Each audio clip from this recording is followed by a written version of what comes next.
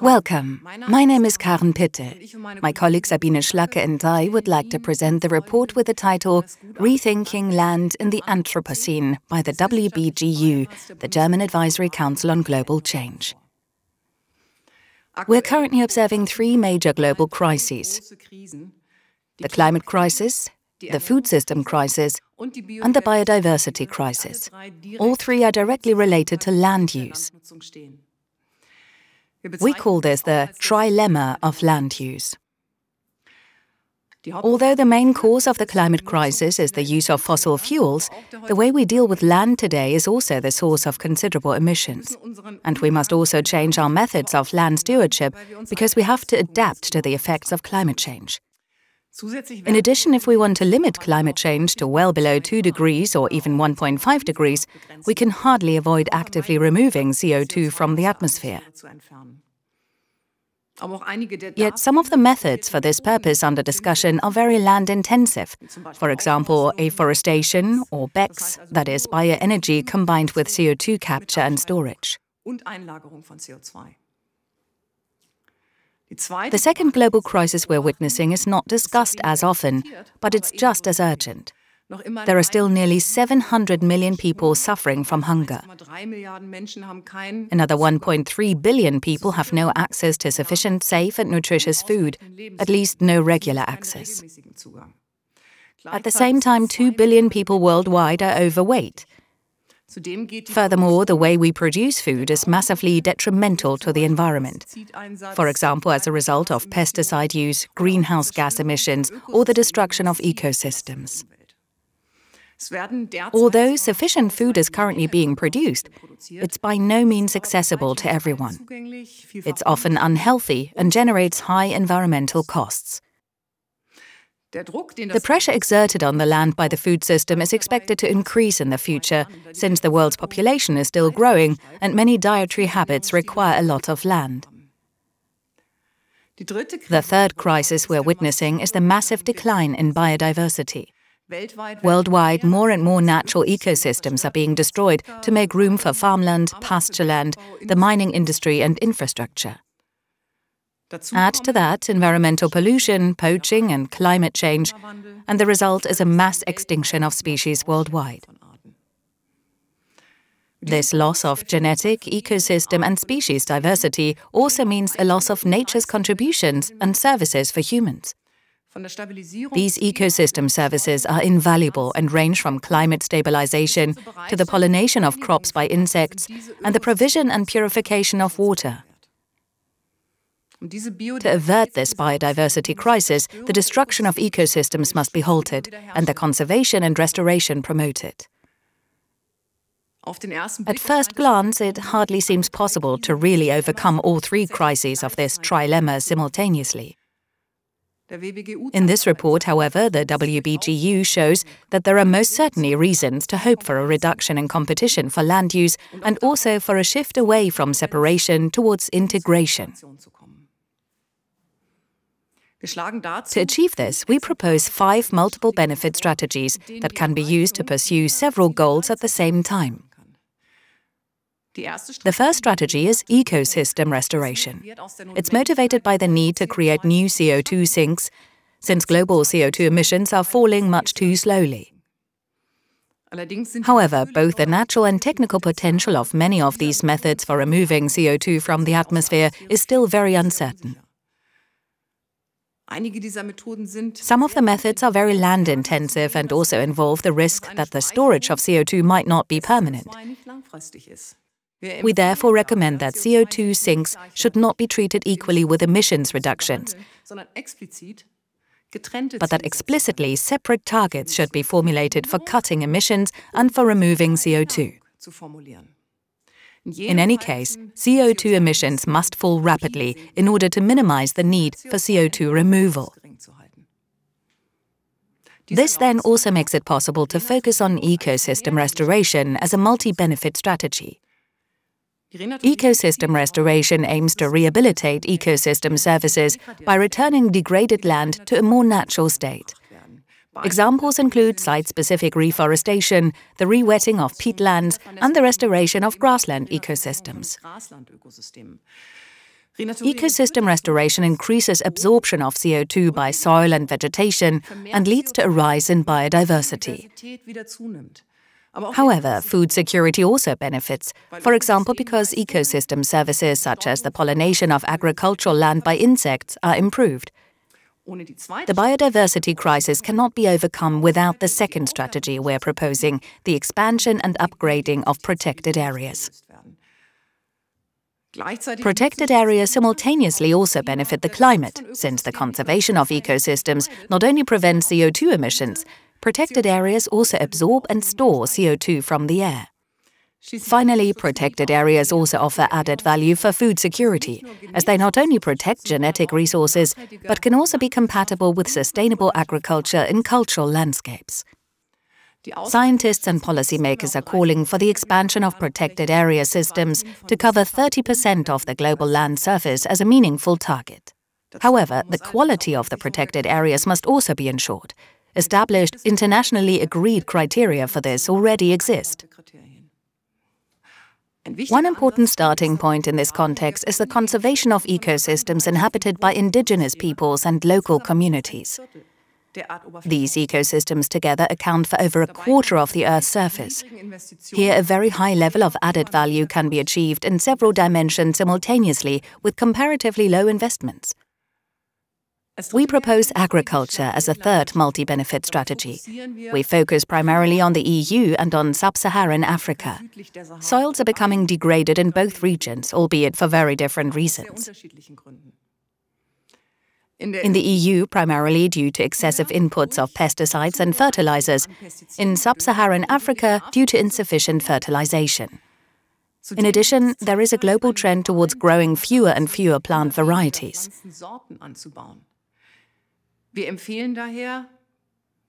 Overall, we therefore recommend diversifying farming systems and using land in a multifunctional and varied way.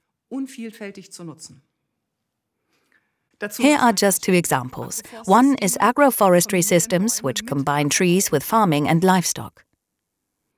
A second example is agro-photovoltaics, where solar panels protect fields from too much solar radiation. However, the focus in both industrialized and developing countries should be on creating ecologically intensive systems that contribute both to food security and to biodiversity conservation and climate change mitigation. With this in mind, agricultural policy should then be more closely linked to environmental and climate policy. The fourth strategy concerns dietary habits, especially in industrialized countries. The focus should be equally on human health and the conservation of ecosystem services. The high proportion of animal products in people's diets is having a negative impact on both dimensions. Plant-based food, on the other hand, requires less area and can thus relieve pressure on the land. This can be directly linked to the change in values. In Europe, we're already observing a trend towards reduced meat consumption.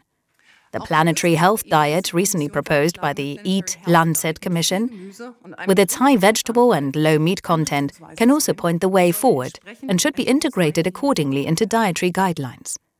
Public canteens should also base their menus on this proposal. At the same time, however, conditions must be created to ensure that the costs of environmental destruction are increasingly reflected in food prices.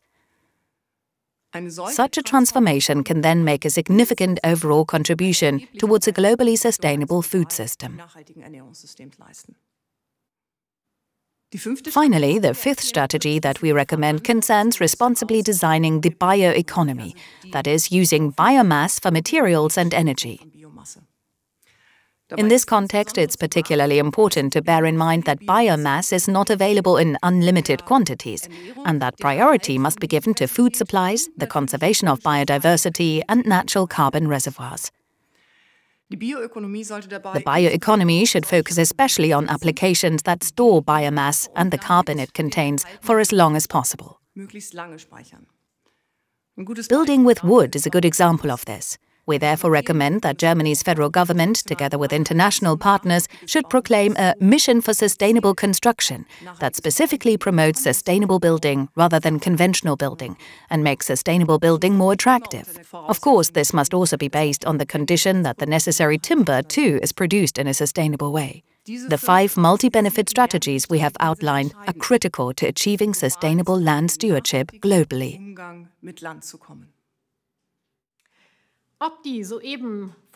Whether the 5 multi-benefit strategies just proposed are implemented and how they are implemented depends largely on the actors and, at the same time, on the framework of governance.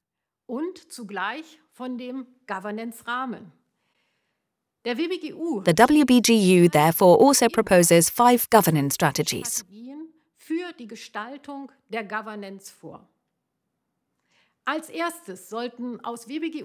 The WBGU believes that institutions and individuals who stand for global land use and are fighting and campaigning as change agents need to be promoted first. These change agents are effectively trailblazers in the sense of a sustainable transformation of land use. However, these change agents can only be truly effective if there is a corresponding framework that enables them. This framework is laid down by the states, and it's the states that have the power over the global commons of land and soil.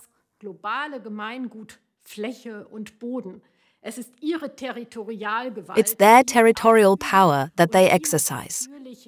And this must, of course, be exercised in such a way that the land can indeed be used sustainably. And they can do this in different ways. On the one hand, they can create incentives, that is, offer support, for example by granting financial subsidies or enabling certification for products that originate from sustainable land use.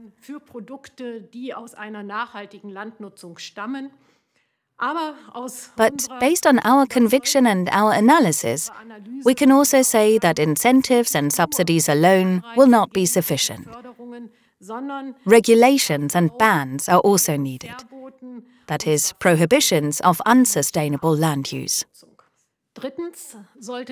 Thirdly, specifically in the context of the European Green Deal that has now been launched, the European Union should press ahead with the transformation of land use, both in its member states and in third countries.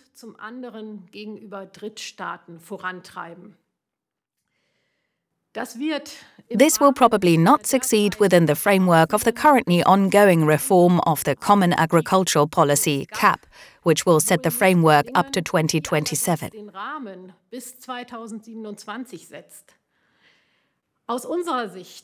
In our view, it's therefore all the more necessary for the member states to make use of the room for maneuver opened up for them by the CAP and, in turn, transform it into a common ecosystem policy at their member state level. The CAP also provides enough scope for this up until 2027. Fourthly, the WBGU recommends strengthening and intensifying international cooperation. The 3 so-called Rio Conventions have already provided us with good starting points. The first is the Framework Convention on Climate Change, the second, the Convention on Biological Diversity, and the third, the Convention to Combat Desertification. However, each of these conventions look at land from a sectoral viewpoint. From the angle of climate protection, biodiversity conservation, or the prevention of desertification, but they don't develop an overall and systemic concept of sustainable land use transformation. In this respect, these conventions need to be more closely interlinked, and the best way to do that is to hold a joint conference as soon as possible. An invitation should be extended to what might be called a Global Land Summit, perhaps as early as 2022. And this summit in turn should pursue 2 main goals.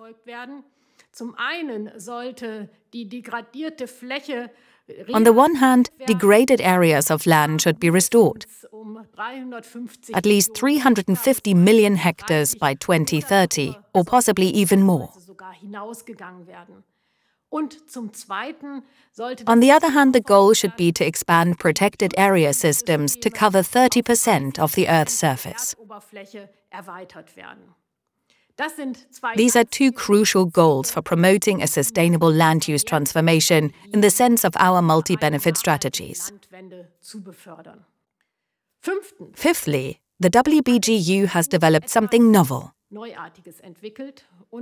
A form of multilateral cooperation achieved by setting up what we call cooperation alliances. On the one hand, this would be conceivable and imaginable in the form of cross-border cooperation between regions that set themselves a common aim, for example, carrying out the restoration of areas of land. On the other hand, it's possible to imagine collaboration between states willing to take the common path towards a global land use transformation and also transfer sovereign powers to a higher-ranking body, so that we can speak here of a supranational cooperation alliance. Trade within this alliance would be jointly organized in a sustainable manner. Products would be produced sustainably, and in this way a very close cooperation would be formed, comparable to the European Union. And thirdly, we can imagine a model that is committed to conserving areas of land in third countries. That is, that states promote, support, and thus guarantee the conservation of biodiversity and climate-protecting sinks, for example, by means of forest conservation. Global conservation alliances. I would like to conclude with the following key finding of the WBGU.